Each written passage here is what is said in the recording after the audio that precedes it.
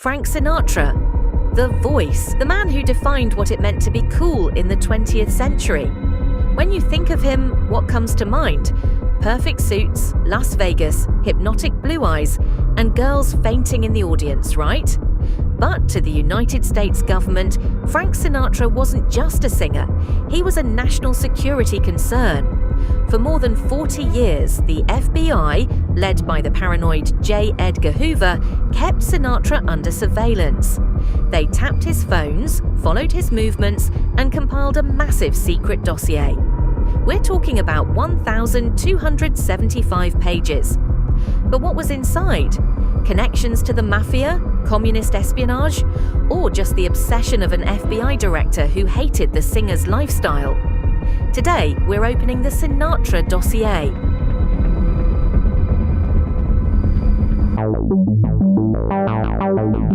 It all began in the 1940s. The world was at war, and patriotism was the most valuable currency of all. The FBI opened Sinatra's file over a tip that, ironically, had nothing to do with the Mafia. It had everything to do with a lie. Sinatra was exempted from military service during World War II. The official reason? A perforated eardrum. But the FBI received reports claiming he had bribed doctors to avoid being sent to the front. Inside the dossier, phrases like draft evasion and emotional instability appear again and again. On top of that, J. Edgar Hoover saw the Sinatra phenomenon as dangerous. The hysteria of his teenage fans was viewed almost like a cult, something that could destabilize American morals. Hoover, a rigid conservative, looked at Sinatra and saw everything he despised: sexual freedom, rebellion, and unchecked influence over the youth. But that was nothing compared to what came next. Most of those 1,275 pages revolve around one word: the Mafia. And this time, the FBI wasn't imagining things. Sinatra had friends, complicated friends. He grew up in New Jersey and sang in clubs controlled by gangsters. To him, these connections were normal. To the FBI, they were proof of complicity. The turning point came in 1947. Sinatra traveled to Havana, Cuba. There, he was seen partying with none other than Lucky Luciano, the father of modern organized crime, living in exile. FBI agents reported that Sinatra allegedly carried a suitcase full of cash for Luciano. Sinatra always denied it, claiming he was there simply to perform. But the stain never faded. Throughout the 1950s and 60s, surveillance intensified. Informants reported Sinatra dining with Sam Giancana, the Chicago crime boss. The dossier describes Sinatra as the bridge between Hollywood and the underworld. Hoover desperately wanted to arrest him, to humiliate the Mafia. But he never could. There was no proof Sinatra committed crimes.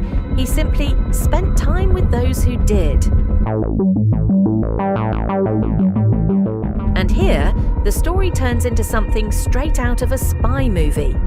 Frank Sinatra was a close friend of John F. Kennedy. He even rewrote the lyrics of High Hopes for JFK's presidential campaign. The FBI panicked. The singer they suspected of Mafia ties was sleeping at the White House. Hoover played his strongest card. He went straight to Robert Kennedy, the president's brother, attorney general, and a fierce enemy of organized crime. Hoover handed him parts of Sinatra's FBI file. The message was clear. If the president keeps associating with this singer, his Mafia connections will stain the administration. The result? JFK abruptly cut ties with Sinatra.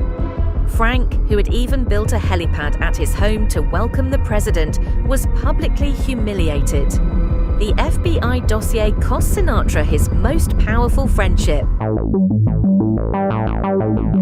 But not everything in the file is persecution. There's a strange moment when the FBI and Sinatra actually worked together.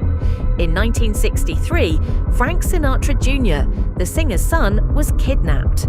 Desperate, Sinatra turned to the FBI. The tone of the dossier changes here. From target, Sinatra becomes cooperative victim.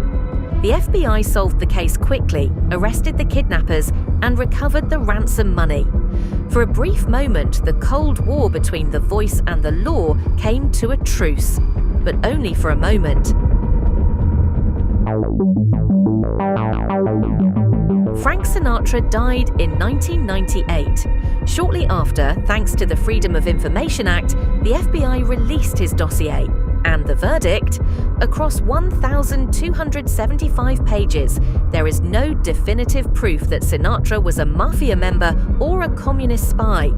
What we find instead are rumors, unreliable informants, and a great deal of moral paranoia. Sinatra won. He lived the way he wanted, associated with whom he wanted, and became the greatest legend in American entertainment. All while the most powerful government in the world tried and failed to bring him down. If you enjoyed this story, leave a like and subscribe, and tell me in the comments, do you think the FBI was right to keep an eye on Sinatra? Or was it pure persecution? See you next time.